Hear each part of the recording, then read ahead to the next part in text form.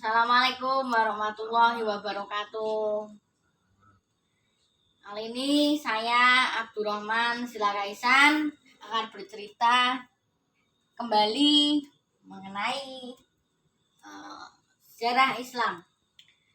Sebuah perang yang sangat menentukan sekali, tapi bukan perang antara kaum muslim dengan Kekaisaran Bizantium, bukan. Tapi pertempuran ini disebut dengan pertempuran Ain Jalut. Namanya adalah pertempuran Ain Jalut. Pertempuran ini terjadi memang di wilayah dekat Palestina yang disebut Ain Jalut atau Ain Goliath. Sehingga karena memang perangnya berada di wilayah Ain Jalut, makanya namanya perang ini namanya perang Ain Jalut. Ini adalah kemenangan gemilang muslim karena bisa mengalahkan apa? Bisa mengalahkan pasukan Mongol yang tidak terkalahkan sekali, ya.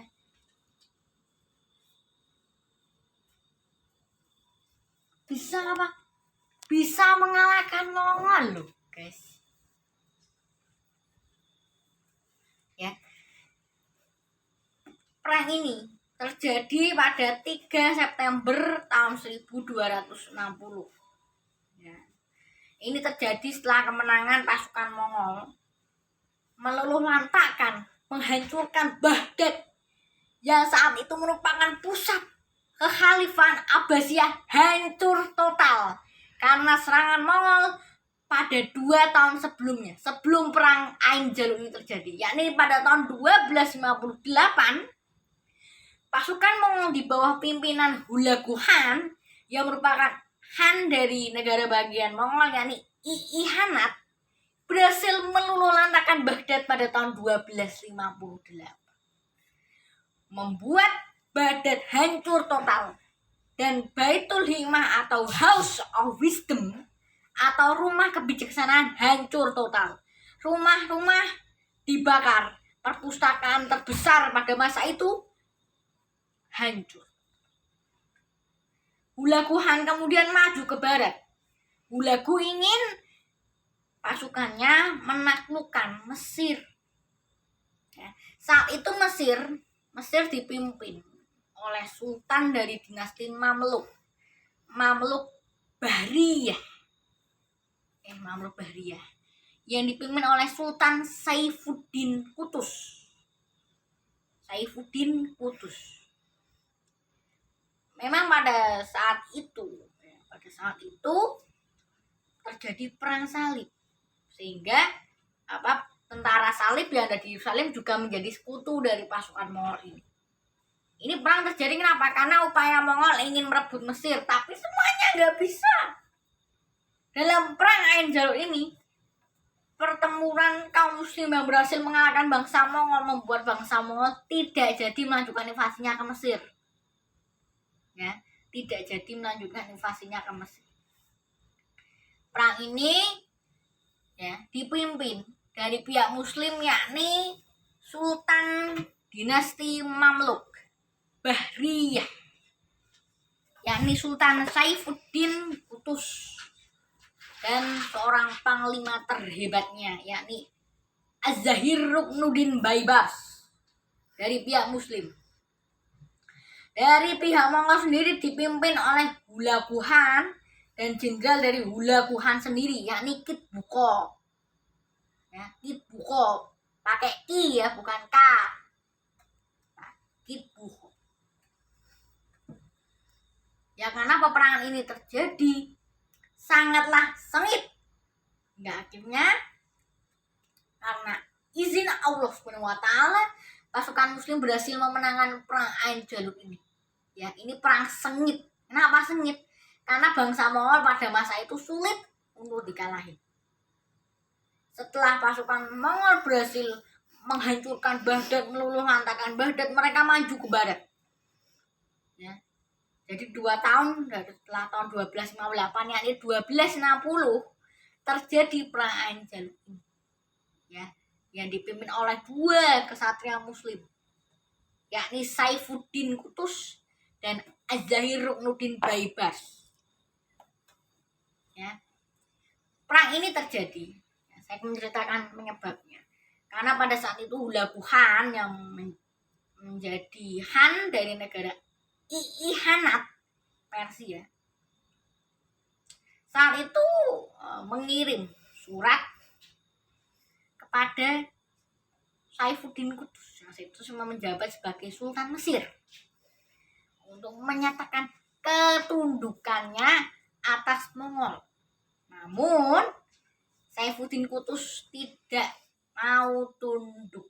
Ini sama saja dengan Kertanegara yang menolak tunduk kepada Kubilai Khan yang merupakan cucu dari Genghis Khan. Hulagu Khan ini juga cucu dari Genghis Khan juga. Dan dia menolaknya. Pada saat itu sekutu-sekutu dari pihak Mongol, ya, pihak Mongol itu adalah kerajaan Kristen, yakni kerajaan Kristen Armenia, kerajaan Kristen Kilikia, dan juga kerajaan Kristen Georgia. Yang memang pada saat itu masih terjadi perang salib ya. Tapi saya tidak menceritakan perang salib. Hingga akhirnya Saifuddin Qutuz dengan jenderalnya Az-Zahir Ruknuddin Baibars berangkat menuju Ain Jalut dan bertemu dengan Kit Buko yang merupakan panglima pasukan Mongol kala itu. Perang ini terjadi begitu sengitnya karena atas izin Allah Subhanahu wa taala perang ini berhasil dimenangkan oleh Saifuddin Qutuz dan Zahiruddin Baibars.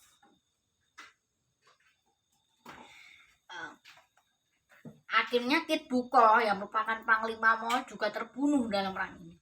Dan dampak dari perang ini adalah Mongol tidak melanjutkan invasinya menuju Mesir.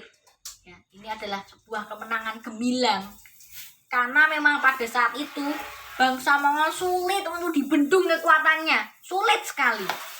Mereka bangsa yang terlatih, terorganisir, pintar-pintar. Ya.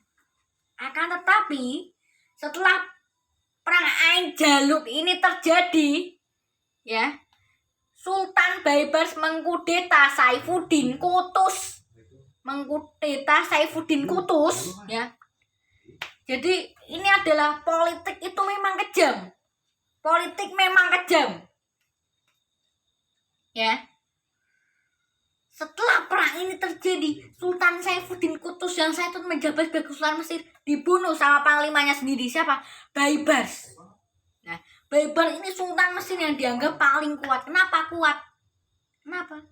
Karena dia berhasil mengusir pasukan Raja Louis IX dari Prancis yang kala itu mendarat di Mesir, mendarat di Damietta.